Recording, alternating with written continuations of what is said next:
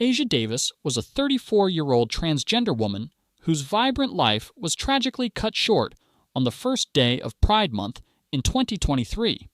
Her journey had been one of resilience and strength, battling against both personal and societal challenges. Asia had just completed nursing school and was preparing to step into a new chapter of her life, one where she could finally live her dream of caring for others. But that chapter was abruptly stolen from her when she met 17-year-old Carlos Scotland in a hotel room on the night of June 1st, 2023.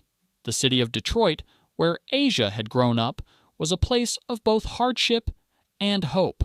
It was a city known for its history in the automotive industry, its struggles, and its resilience. Highland Park, a small city within the Detroit metro area, was the backdrop for this tragedy. It was in one of its hotels, the Woodward Inn, where Asia's life would be brutally taken from her. As Asia prepared for what should have been a joyful month of celebration and pride, her life was violently ended with a single gunshot wound to the head. Carlos, who had seemingly gone to meet her with some unknown motive, was later seen fleeing the scene, running from the hotel room where Asia's lifeless body would soon be discovered. For those who knew Asia, the loss was devastating. She was more than just a friend or family member. She was a force of positivity and compassion. Her smile was infectious, and her heart was big enough to carry the burdens of others. But for those closest to her, the haunting question lingered. What happened in that hotel room? What led to the violent end of a woman who had so much promise and love to give? The investigation would soon reveal chilling details, casting light on the dark truths of a senseless crime that seemed to have no clear motive. Carlos Scotland, just 17 years old at the time, would be arrested and charged with her murder after a painstaking investigation. The police had their suspicions early on, thanks to the hotel's surveillance footage, which showed a young man entering Asia's room just before the fatal shot was fired. Within hours, detectives were working tirelessly to piece together the puzzle of that night. Surveillance footage was a key clue that led investigators directly to Carlos, but the road to justice was anything but easy. In the days following Asia's death, the shockwaves reverberated throughout the LGBTQ+ community, especially among transgender women of color. Many feared that Asia's death was another example of the rampant violence and discrimination that transgender people, particularly women of color, faced every day. It was a tragic reminder of the precariousness of life for trans individuals and how easily their lives could be taken without reason or consequence. As the police began their investigation, the community rallied together demanding answers. They wanted justice for Asia, but they also wanted to highlight the broader issue of violence against the transgender community. Advocates spoke out, condemning the hate and discrimination that led to the deaths of so many transgender individuals. They knew that Asia's case wasn't isolated, that it was part of a larger, more disturbing trend. The investigation quickly uncovered inconsistencies in Carlos's story. When questioned, he initially claimed that he had acted in self-defense, alleging that Asia had attacked him with a knife. However, further interrogations revealed that his story kept changing. Casting doubt on the validity of his claims, he first said he discarded the knife in a field, only to later recant and admit that there was no knife. As the interrogation continued, it became clear that Carlos was trying to cover up the truth. His conflicting statements only deepened the mystery surrounding the events of that night. The hotel room where Asia had been killed was a crime scene filled with unanswered questions.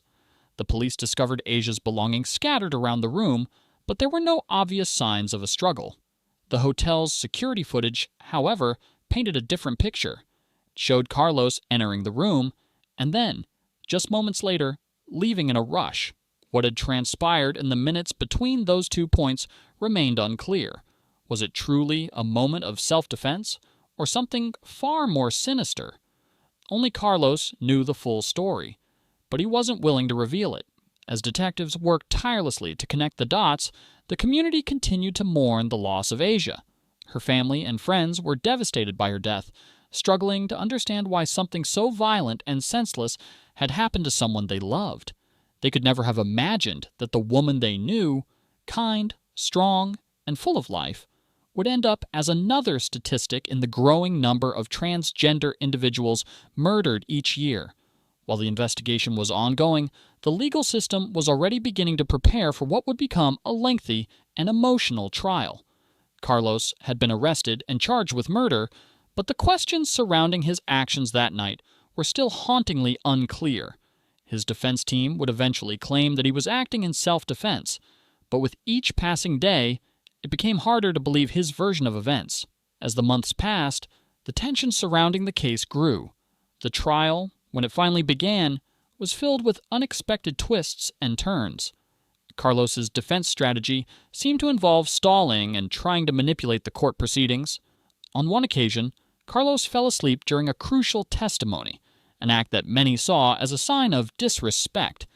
His attorneys continued to push for delays and disruptions, but the prosecution remained determined to see justice for Asia.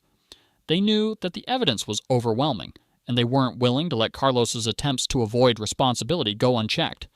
During the trial, it became clear that Carlos's story was full of holes. The testimony of the detectives who had investigated the case painted a grim picture of a young man who had tried to cover up his crime. They explained how he initially claimed Asia had attacked him with a knife, only to later admit that no knife had ever been present. The inconsistencies in his story were too significant to ignore, and it became evident that Carlos was trying to avoid taking responsibility for the cold-blooded murder he had committed. Despite his attempts to manipulate the legal process, Carlos was ultimately found guilty. The weight of the evidence against him was too much to ignore, and he was sentenced to a lengthy prison term. While this provided some sense of closure for those who had loved Asia, it also underscored the deep sadness and tragedy of her untimely death. She had been taken from the world far too soon, and nothing could bring her back. As Carlos was sentenced, the courtroom was filled with emotion. Asia's friends and family, along with advocates for the transgender community, were present to witness the moment of justice. While it was a small victory, it was not enough to erase the pain of losing someone so dear. Her death had left a gaping hole in the lives of everyone who knew her, and no amount of legal proceedings could ever fill that void. In the years to come, Asia's story would continue to be a powerful reminder of the dangers that transgender individuals, particularly transgender women of color, faced every day. Her life had been filled with challenges, but also with love, kindness, and hope. And though her life was tragically cut short, her legacy would live on in the fight for justice and equality. The impact of Asia's death would ripple through the community, inspiring many to continue the fight against violence and discrimination. The legal battles may have been won, but the battle for societal change was far from over. As long as trans individuals continued to face violence, hatred, and discrimination, the work for equality would continue. And in the hearts of those who loved Asia, the hope for a better future would never die. As the weeks passed after Carlos's conviction, the community that had rallied around Asia's memory began to see some flickers of progress, but it was clear that the fight was far from over. The reality was that the issues Asia had faced were not unique to her. They were emblematic of a larger, ongoing problem faced by transgender individuals across the country. Even though her case had captured national attention, the truth was that there were many more stories like hers, stories of violence, discrimination, and death that too often went unheard. Asia had been the embodiment of resilience. From a young age, she had faced adversity. Growing up in a city known for its struggles, she had found strength in her identity, and her journey had inspired many others. She was always vocal about the injustices faced by the LGBTQ+ community, particularly transgender women of color. Whether it was speaking out at local events or mentoring younger trans individuals, Asia was a pillar in her community. But now, in her absence, the question lingered: who would take up her mantle? Her family was devastated. They couldn't fathom how the world had taken their loved one so abruptly. Asia's mother, Teresa, struggled to find meaning in the senseless violence. In the quiet moments, when the world wasn't watching, Teresa would sit alone in her daughter's room, clutching the small framed photo of Asia on her graduation day from nursing school. Asia had been so proud of that moment, her diploma in hand, her future just beginning to unfold. Teresa had promised her daughter that she would live a long and full life, but now all those promises seemed empty. How could this happen to her? She was about to start helping people, she was going to change lives, and now she's gone. Teresa had confided to her close friends, her voice breaking with the weight of her grief. The question of why remained unanswered. What had driven Carlos to take such a drastic step? Did he truly believe he was acting in self-defense, or had something else taken place in that room? A conflict so deep and unresolved that it ended in such violence. The more investigators dug into Carlos's past, the more troubling the answers became. It turned out that his history was complicated, filled with violent outbursts and troubling behavior that had been dismissed as youthful indiscretions by those around him. Carlos's school records revealed a pattern of aggressive behavior, and some former classmates described him as someone who had difficulty dealing with authority or his own emotions. But none of that had seemed to matter in the days leading up to the murder. Carlos had been a quiet, seemingly harmless teenager when he first arrived at the Woodward Inn. No one suspected that his quiet demeanor would conceal a violent rage. The question of his motive haunted many, especially as the details of his interactions with Asia started to surface. Asia, being the compassionate and open-hearted person she was, had tried to help Carlos during a time of crisis. He had reached out to her for advice, explaining that he was struggling with his own identity. They had formed a connection of sorts, with Asia offering him kindness and guidance. But somewhere along the way, something went wrong. What exactly had transpired between them that night remained a mystery. But the police were convinced that it wasn't simply a case of self-defense. Detectives uncovered text messages between Carlos and Asia that painted a picture of a more complex relationship. In the days before the murder, they had been talking regularly, and it was clear that Asia had been trying to help Carlos navigate his issues. Some of the messages suggested a strained friendship, where Carlos had started to grow frustrated with Asia's attempts to counsel him. But none of this could explain why he would resort to such violence. A breakthrough came when detectives uncovered a shocking detail. Carlos had stolen a gun from his father's house a few weeks before the murder. It seemed like a small detail at first, but the implications were enormous. The fact that he had access to such a weapon only heightened the mystery of what had happened in that hotel room. It suggested that Carlos had prepared for something, maybe even planned it. But why Asia? Why her? The prosecution's case against Carlos was slowly taking shape. They argued that the evidence pointed to a premeditated act of violence, one that was rooted in a toxic combination of rage and confusion. They painted a picture of a young man who had been unable to cope with his inner turmoil, and who had taken it out on someone who had only ever tried to help him. The prosecution's message was clear. This wasn't a case of self-defense. It was the tragic result of unresolved anger and an unwillingness to face one's own demons. But Carlos's defense team wasn't giving up without a fight. They clung to the notion that their client had acted out of fear, believing he was in imminent danger. They argued that Asia had tried to attack him with a knife, even though there was no evidence to support this claim. As the trial continued, it became clear that the defense's case was crumbling. Carlos's own statements were inconsistent and contradicted the physical evidence.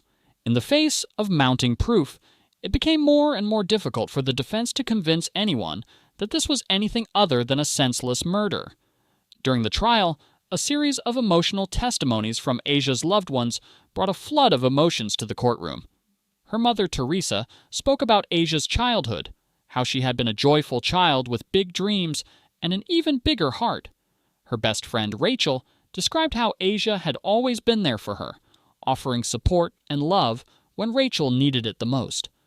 The most heart-wrenching testimony came from Asia's former partner, a woman named Mia, who spoke of the plans they had made for the future. The courtroom was filled with tears as Mia recounted the last conversation she had with Asia, where they had talked about moving in together and starting a life in a new city. It was a reminder to everyone in that room of the life that had been lost, a life full of love, dreams, and hope that was suddenly and senselessly cut short. Asia had been someone who had tried to make the world a better place, and now all she was left with was the memory of those who loved her and the sense that something had been tragically stolen from them. As the trial drew to a close, the jury deliberated for hours. The tension in the courtroom was palpable. Finally, after what felt like an eternity, the verdict came. Carlos Scotland was found guilty of second-degree murder. The relief was overwhelming, but so was the sadness. The conviction couldn't bring Asia back, but it served as a small measure of justice. Carlos's life would be forever changed by the consequences of his actions, and the world would never be the same without Asia's warmth and light. Asia's story, tragic as it was, did not end with her death. It became a catalyst for change, a reminder of the importance of supporting and protecting transgender people, especially transgender women of color. Advocacy groups continued to push for stronger protections for the transgender community, and more people became aware of the specific risks that trans individuals faced. But Asia's legacy was not solely about the fight for justice. It was also about love, about the kind of love that transcends barriers, that sees a person for who they truly are, and that refuses to let anyone be forgotten. Asia's friends, family, and community vowed to honor her memory in the best way they knew how, by continuing to live as authentically as she had, and by working to make the world a safer, more inclusive place for everyone. Months passed since Carlos's conviction, and while the wounds in the community still felt raw, there was a sense of quiet resolution. Asia's family had found ways to cope, though they would never truly be whole again. Her mother, Teresa, had become a fierce advocate for transgender rights, speaking at rallies and using her voice to push for change in her daughter's name. Teresa had no illusions that her fight would be easy, but she found a renewed sense of purpose in it. She often spoke about the need to protect vulnerable members of society, those who were frequently silenced, and how Asia's life, though tragically cut short, had ignited a fire in her to make sure her daughter's story was never forgotten. Meanwhile, Asia's best friend Rachel had been grappling with her own emotions. While she tried to be strong for Teresa and the others, there were days when the grief was unbearable. Still, she found solace in the memories of the beautiful moments she had shared with Asia, the late-night talks, the laughter, and the quiet support that only a true friend could offer. Rachel had always been the one to push Asia to keep fighting, even when things got tough, and it felt like the world was against them. Now Rachel found herself pushing for the same change, just as Asia would have. She knew Asia wouldn't have wanted her to sit in silence, so Rachel threw herself into activism, attending meetings, organizing events, and raising awareness. Her pain didn't disappear, but it became a driving force for something much larger. Then something unexpected happened. One day, as Rachel and Teresa sat together in a park, talking about Asia and the impact she had made in their lives, a phone call interrupted their conversation. Rachel answered the phone and instantly felt her heart skip a beat. It was the police, but this call wasn't about Asia's murder, it was about a new development in the case. "We need you both to come down to the station," the officer said, his tone serious. "We've uncovered something you need to know." Teresa and Rachel exchanged puzzled glances. They hadn't expected this. After all, the trial had ended, Carlos had been convicted, and the community had tried to move forward, but the officer insisted it was urgent. They agreed to meet him at the station. When they arrived, they were led into a sterile, white-walled room where the detective in charge of the case, Detective Miller, waited. He looked tired but determined, his eyes bloodshot from lack of sleep. "Thank you for coming so quickly," Detective Miller said, motioning for them to sit. "This is hard to explain, but we've recently received new information that changes everything." Rachel's heart began to race. The unsettling feeling that had taken root in her stomach grew. She and Teresa exchanged a worried glance. "What do you mean?" Rachel asked, her voice tight. Detective Miller exhaled slowly, then slid a file across the table. It was thick with paperwork, and the label on the front read, "Carlos Scotland, Case Review." "I know the trial is over and the conviction stands," he began, looking at both women, "but we've just uncovered some shocking new evidence, something that wasn't available to us during the original investigation." He paused, his face unreadable. there's a possibility that Carlos may not have been the one responsible for Asia's death. The words hung in the air, suspended in disbelief. Rachel felt her breath catch in her throat, and Teresa's face drained of color. It was impossible. Everything they had worked so hard for, the fight for justice, the conviction, it was all crumbling in that single moment. "What are you saying?" Teresa demanded, her voice cracking with emotion. "Carlos confessed. He was convicted. He's guilty." Detective Miller's gaze softened. "I understand this is difficult to hear, but we've found something new in the investigation, evidence that suggests Carlos might have been covering for someone else." Rachel's mind began to spin. She could feel the weight of the detective's words pressing on her chest. "Who?" she whispered. "Who could he be covering for?" The detective hesitated before continuing. "There's a person, someone close to Asia, who may have been involved in her death. We didn't know about them until now." Teresa stood up, shaking her head. "This doesn't make sense. How could we not know about this person? How could we have been wrong all this time?" Detective Miller slowly turned the file toward them. Inside, there were photographs, records, and new witness statements. As Teresa flipped through the pages, she gasped. No, this can't be right," she muttered. The face in one of the photographs was unmistakable. It was Mia, Asia's former partner. "Your daughter's ex-girlfriend, Mia," the detective said, carefully watching their reactions, "appears to have been involved in some way." Rachel's mind reeled, struggling to process the shocking revelation. Mia, the woman who had been so devastated by Asia's death, had been hiding a secret all along. How could it be possible? The detective continued, his voice heavy with the gravity of the situation. "Mia had been going through some personal struggles at the time, and we've recently uncovered that she may have had a more complicated relationship with Asia than anyone realized. According to several sources, Mia was extremely jealous of the new relationships Asia was forming, and there were several arguments leading up to the night of the murder." Teresa looked down at the floor, her body trembling. "But Mia was always so kind. She loved Asia." "I know this is hard to hear," Detective Miller said gently, "but it appears that Mia may have played a role in Asia's death. The new evidence suggests that Carlos wasn't the person who killed her, but that he may have been trying to protect Mia, who had been involved in a confrontation with Asia that escalated violently." Rachel couldn't process the words. Mia, Asia's partner, the woman she had trusted, had been hiding something so dark, her mind screamed in disbelief. Had all of their grief been based on a lie?